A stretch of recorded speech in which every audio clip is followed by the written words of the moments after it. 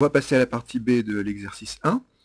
On nous demande de résoudre une équation différentielle, grand E, y' plus 0,05y égale 0,05 fois g de t, avec g de t égale à 20 fois exponentielle de moins 0,25t. Alors, on cherche les fonctions notées y, et la variable est t. On va commencer par résoudre l'équation homogène associée, grand E0, y' plus 0,05 fois y égale à 0. Alors la formule nous est donnée au-dessous, il suffit d'identifier les coefficients a qui multiplie y' et b qui multiplie y. Alors le nombre qui multiplie y' c'est 1, donc a égale 1, et b égale 0,05. On remplace dans la formule k fois exponentielle de moins b sur a fois t égale k fois exponentielle de moins 0,05 sur 1 fois t, avec k une constante réelle. À la question 2, on va déterminer une solution particulière. On nous donne la forme de cette solution particulière. Elle est du type lambda fois exponentielle de moins 0,25t. Et on nous demande de déterminer la valeur de lambda.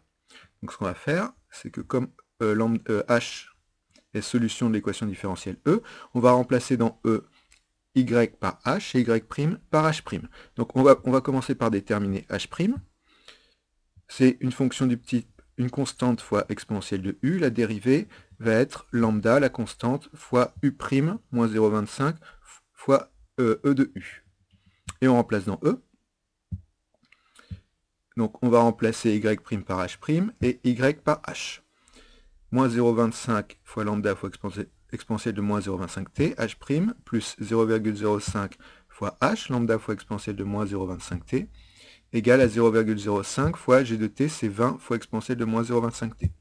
On simplifie, dans le membre de gauche, il va nous rester moins 0,2 fois lambda fois exponentielle de moins 0,25t, égale à 0,05 fois 20, c'est 1, une fois exponentielle de moins 0,25t. On va simplifier les exponentielles à gauche et à droite.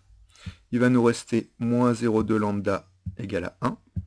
Et donc pour obtenir lambda, on va diviser par moins 0,2. On obtient lambda égale à moins 5. Donc réponse, moins 5. On va en déduire l'ensemble des solutions de l'équation différentielle grand E. Donc ces solutions, ça va être la somme des solutions de l'équation homogène qu'on a déterminée à la première question, plus la solution particulière h.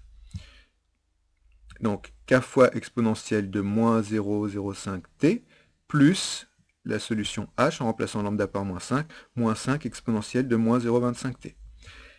Donc j'obtiens ici une infinité de solutions pour l'équation différentielle E. Et à la dernière question, question 4, on me demande de déterminer la solution qui vérifie la condition initiale f de 0 égale à 0. Alors graphiquement, ça signifie que ici j'ai représenté l'ensemble des solutions de l'équation différentielle, et il faut que cette solution soit représentée par une courbe qui passe par l'origine du repère, f de 0 égale à 0. On voit qu'ici on obtient k égale 5. On va vérifier par le calcul. Donc comme f est une solution de l'équation différentielle E, je peux l'écrire sous cette forme.